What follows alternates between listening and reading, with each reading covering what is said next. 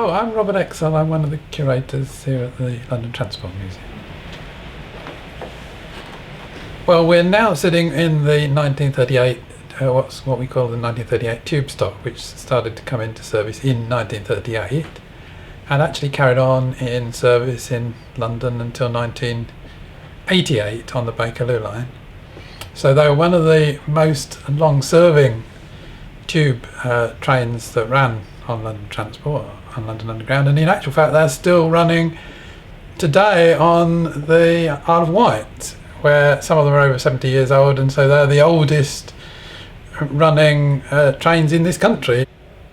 Well, the really big feature about the 38 stock is the fact that all the electrical equipment was under the floor, which made more room for the seating.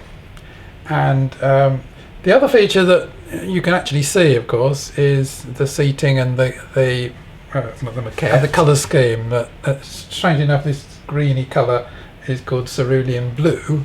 I don't know quite whether the person that chose the name was colourblind.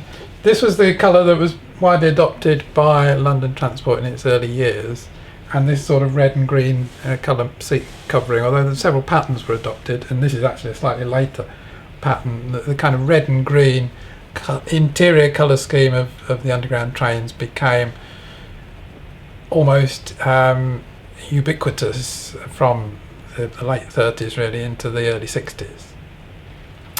And as you were remarking as well, it's got a rather nice decorative feature over the top of the ventilation, which was one of the things that people were clearly very aware of, the lack of ventilation and the need for ventilation in the tube trains. So all the early trains had special vents. The previous stock had special vents that supplied air to the what they called the clear story, the bit at the high level part up in the ceiling, and there is the remnants of that shape on the carriage to this day.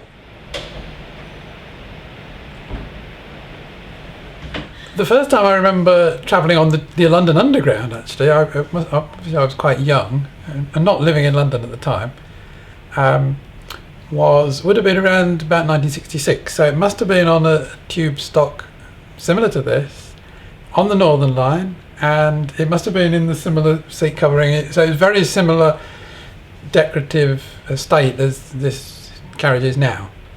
And we went to see some friends, I remember, in Morden, which is where my parents had, or Mitcham actually, where my parents had previously lived before we moved out to Buckinghamshire. So we came into Euston on the train and then went down onto the underground station at Euston and got into one of these red trains that pulled in on a Sunday, I think it must have been, so it wasn't particularly busy. Well, my father, who had grown up in London, although wouldn't have travelled regularly on the tube, I don't think, because they lived in Mitcham, which was a little way from Morden, but he must have travelled on the tube occasionally. Told me that the people that hung on to these things during the rush hour, the standing passengers, were called strap hangers. And for a long time I actually thought the grab handles that are officially called grab handles were called strap hangers.